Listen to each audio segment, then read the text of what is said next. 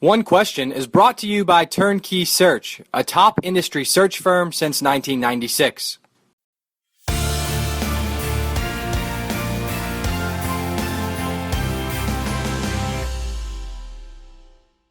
Mike, you guys have hosted a number of other NCAA events there in Lubbock previous to baseball in 2014, certainly previous to baseball now. How did those events help to prepare your team and the staff in general for another execution of this nature? Yeah, we've been really fortunate. We've been good at a lot of different sports over the past 3 or 4 years, really 4 years. And so we had the opportunity to be a host site in the first and second round for NCAA women's basketball. We've had soccer here, I think 3 or maybe the past 4 years, the first round games. Women's tennis, we've hosted 3 of the last 4 years. And this year we actually hosted both the men and women first and second rounds. And that one we weren't so fortunate. We had a lot of rain.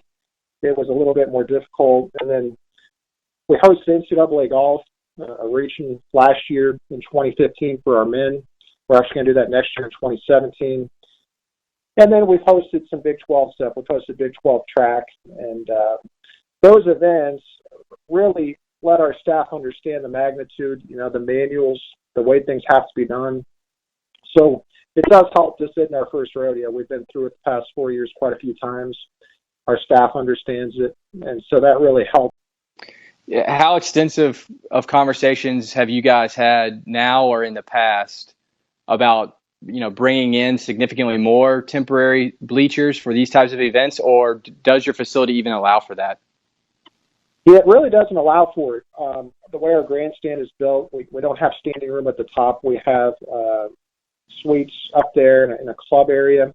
In the outfield, we have a scoreboard and trees around the outfield fence. There is an area out in left field right by the bullpen that we were able to bring in temporary bleachers that seat about 364 people. So it's pretty neat. It looks really nice, but we only have done it for the 2014 Super Regional, and we did it for the Regional. Back then, it was very difficult because we had 4 days to figure out where to find portable bleachers that could be heightened up to 12 feet so they could see over the fence. This time, about a month and a half ago, we started looking at the possibility and have a really good set of bleachers out there for those fans. But it's pretty much maxed out. It's going to be difficult unless we do some major construction to add a whole lot more seats out there.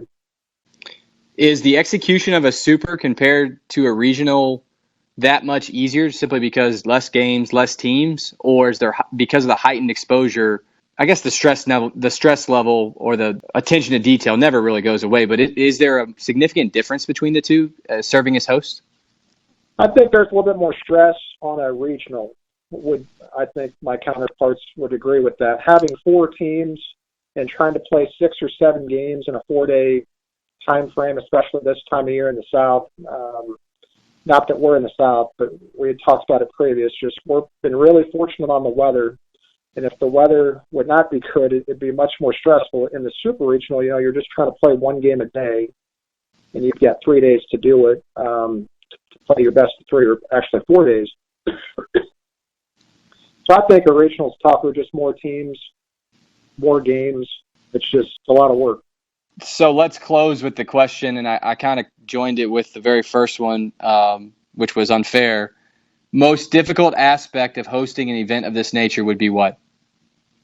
I think just the coordination. Like we started, there are so many different people.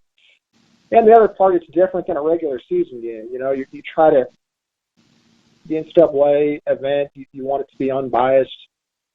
And just making sure everybody understands we can't do things like we do for a regular season game. We try to do a lot of the same things that our fans are used to, but it's hard to, you play so many baseball games after so many years, you get used to doing things a certain way.